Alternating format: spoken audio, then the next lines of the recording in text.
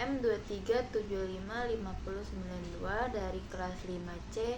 Pada kesempatan kali ini saya akan menyampaikan materi akuntansi pemerintahan dan siklus akuntansi daerah pada pertemuan pertama.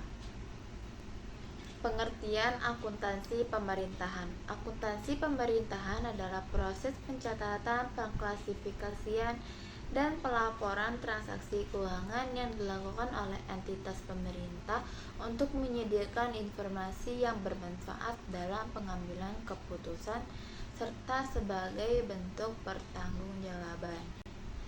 Peranan laporan keuangan daerah. Laporan keuangan daerah berperan sebagai alat pertanggungjawaban atas penggunaan dana publik, memberikan informasi untuk perencanaan dan evaluasi kinerja, serta sebagai wujud transparansi pemerintah kepada masyarakat. Tujuan laporan keuangan adalah memberikan informasi mengenai posisi keuangan, realisasi anggaran, kinerja keuangan, serta informasi lain yang berguna dalam pengambilan keputusan.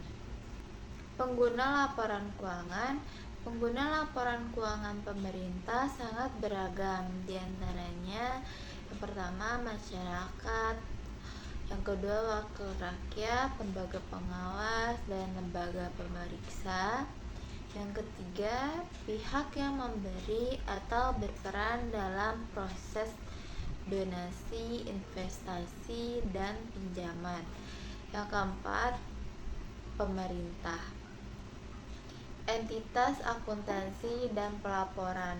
Dalam penyusunan laporan ada dua istilah penting. Yang pertama, entitas akuntansi. Unit pada pemerintahan yang mengelola anggaran, kekayaan, dan kewajiban yang menyelenggarakan akuntansi dan menyajikan laporan keuangan atas dasar akuntansi yang diselenggarakan.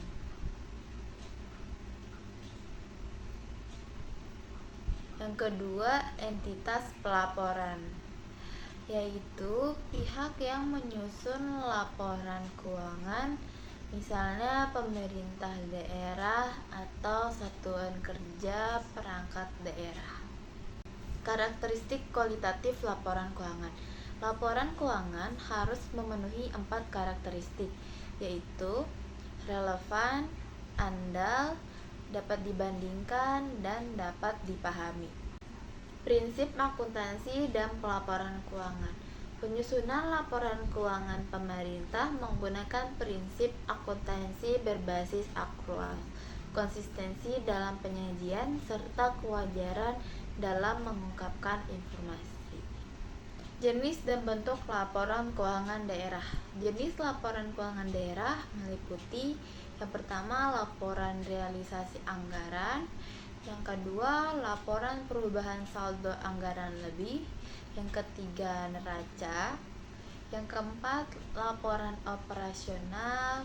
Yang kelima, laporan arus kas. Yang keenam, laporan perubahan ekuitas. Dan yang ketujuh, catatan atas laporan keuangan. Keterkaitan antar laporan keuangan.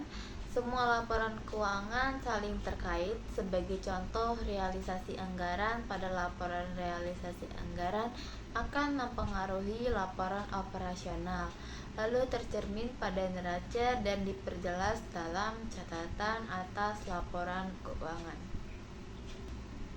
Demikian penjelasan singkat mengenai akuntansi pemerintahan dan siklus akuntansi daerah pada pertemuan pertama mata kuliah akuntansi sektor publik. Semoga bermanfaat dan menambah pemahaman kita bersama.